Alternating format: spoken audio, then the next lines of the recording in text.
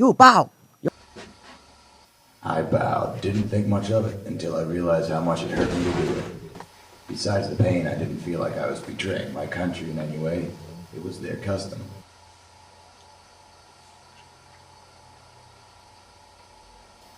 You didn't have to be a genius to realize they shouldn't have been treating us this way. There was a document written up in 1949 called the Geneva Convention.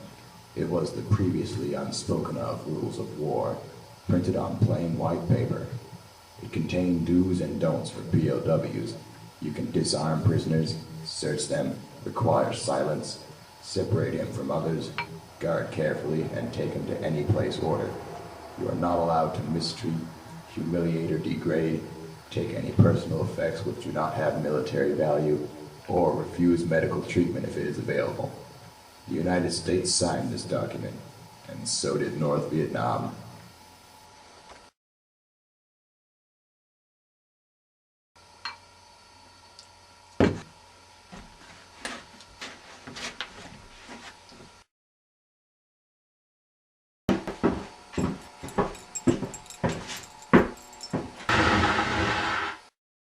You come with me. I hope you got something to say this time. I have much to say.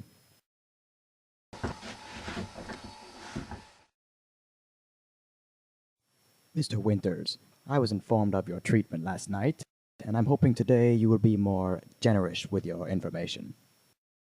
I have a right to refuse any of your questioning, and I intend to continue exercising that right. You will find yourself spending much time with whips and ropes if that is your intent, Mr. Winters. Might I remind you of a document called the Geneva Convention of 1949? It was signed by both the United States and North Vietnam. The Geneva Convention very strictly outlines the rules for handling a prisoner of war, and torturing prisoners of war is highly illegal. You are very right, Mr. Winters, and I am familiar with the document. However, we are not in times of war. You bomb churches and schoolyards of my country, and my government sees you only as a war criminal. That title gives us permission to treat you with any punishment we see fit. Now answer this. Where are the refueling points for your fighter jets? His reply shocked me to the point that I couldn't even be amused by his foolish question. The U.S. had not declared war. The Vietnam conflict, it was being called. I was completely at their mercy. I will ask you again. Where are the refueling points for your fighter jets? We needed fuel, we'd call a tanker plane to fly out and refuel us. I was surprised that he didn't know this. Do you refuse to... I refuse. You're going to regret your lack of cooperation. The ropes!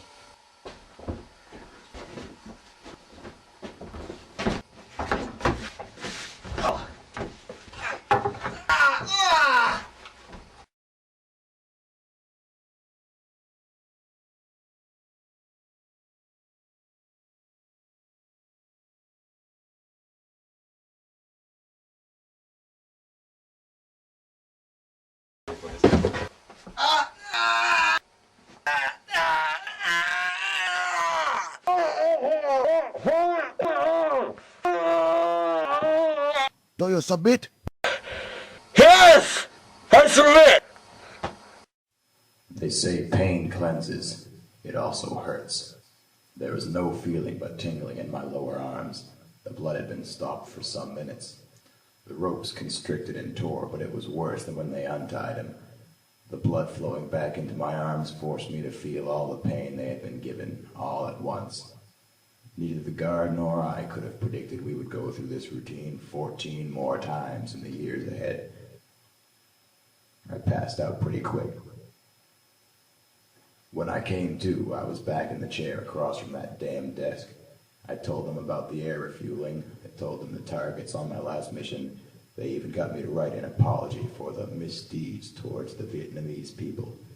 They said I was being helpful in ending this terrible war, and they would let me rest. This was a part of the fear and guilt package, which is the key to the breakdown of human will. They knew it too. I felt guilty at my failure to do better at the ropes. What frightened me the most was my definite fate after the war. A life of continuous shame without friends or self-respect. I sat in my room and imagined a return to America that would disgrace my family. my hometown, and my service. Years passed. The treatment was similar. I would refuse to talk and they would put me in the ropes until I reached the point I couldn't hold on any longer. The thought haunted me. Why didn't they just let me die? They knew their work well. When you scream, all they do is pick up a dirty rag and stick it in your mouth so they don't have to listen to you.